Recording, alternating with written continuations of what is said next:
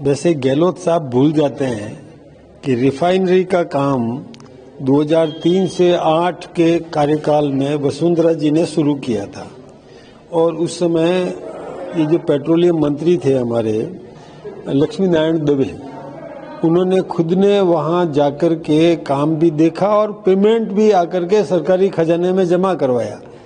उसके बाद गहलोत साहब की सरकार 8 में आ गई थी, 8 से 13 उनकी सरकार रही। उन्होंने जीरो काम किया, कुछ भी काम नहीं किया और फिर दोबारा एमओयू किया जिसमें हमें बहुत नुकसान हुआ।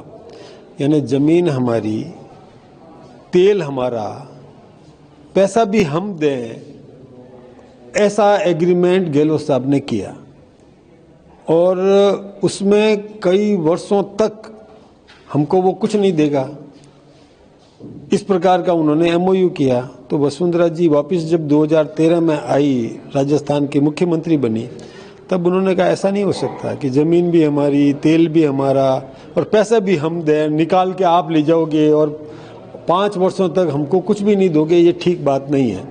उन्होंने एमओयू चेंज किया और एमओयू चेंज करने के बाद उसी कंपनी से और दोबारा एमओयू किया जिसमें हमें पैसा मिलेगा, भागीदारी मिलेगी, यह सुनिश्चित किया। उसके बाद हमारा काम शुरू हो गया, हमने काम चालू किया।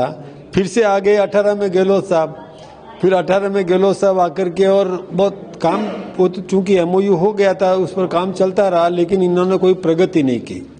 अभी हमारी भजनलाल जी की सरकार ने आते ही उसमें गति बढ़ाई, तेल का दोहन और करके उसका शुद्धिकरण करने का प्लांट, और फिर किसको देना है, उसमें हमें क्या आमदनी होगी राजस्थान को, इसका पूरा और लेखा जोखा किया।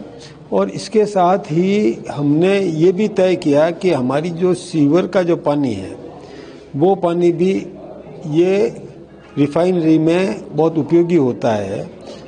एक तरफ तो हमको वाटर ट्रीटमेंट प्लांट लगा करके उसको शुद्ध करना पड़ता है, दूसरी तरफ हमें बिना शुद्ध किए उस पानी को रिफाइनरी लेने को तैयार है, तो ये कोई कम बात नहीं है। हमारे सेंट्रल इफ्लुएंट ट्रीटमेंट प्लांट का पैसा भी बचेगा, वो खर्चा भी बचेगा और रिफाइनरी को पानी भी मिल जाएगा, तो ये तो बहुत अच्छी बात है। ये हमारी सोच बहुत अच्छी है, ये कभी भी कांग्रेस ने सोचा नहीं, उस दिशा में कोई भी काम नहीं किया।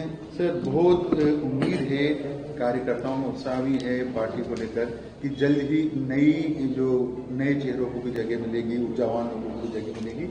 कब तक विस्तार संगठन का आपकी टीम का होगा? अभी तो हम खुद अस्थायी है, अभी कुछ भी नहीं कह सकते। चुनाव प्रक्रिया चल रही है, अभी हमारे मंडल अध्यक्षों के चुनाव हुए हैं, बहुत जल्दी जिला अध्यक्षों के हो जाएंगे, उसके बाद प्रदेश का भी होगा, राष्ट्र का भी होगा। ये सब प्रक्रिया है और जो निर्धारित समयावधि दी है उसमें पूरा होगा।